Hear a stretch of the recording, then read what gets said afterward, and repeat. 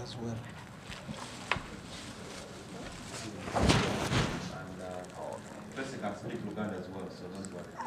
Ttiimu ya Mozambique ey'abaana abali wansi w'emyaka 23 nga egenda kusamba n'eya Uganda omupiira gw'okuddiŋŋana ku lunaku olw'omukaaga ejja kutuuka olunaku olw'enkya essaawa 1:05 ng'ejjira mu South African Airways ejjiramu abantu 25 era egenda kusuzibwa mu Grand Global.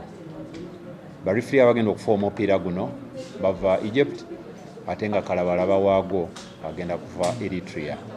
Ttiimu yaffe yatandise okutendekebwa okuva ku weekend badde mu kutendekebwa ate bayingidde enkambi enjeru gye bali era mu kutendekebwa okutuusiza ddala ku lunaku olw'okutaano lwe banaavaayo basobole okujja okutrainingira okwegezaamu mu kisaawe Nakivubo omupiira gye gugenda okubeera. Mu nkambi tulinayo abaana 29 twali badde tubeera n'abaana 25 n'olwokuba nga State Council yadda luli twayagadde tuwe abasambi abali mu State Council omukisa basobole okutrainingako coach abalabe n'oluvannyuma olw'eggulo lwa leero ajja kukendeeza ku basambi asigaza 25 mu nkambi.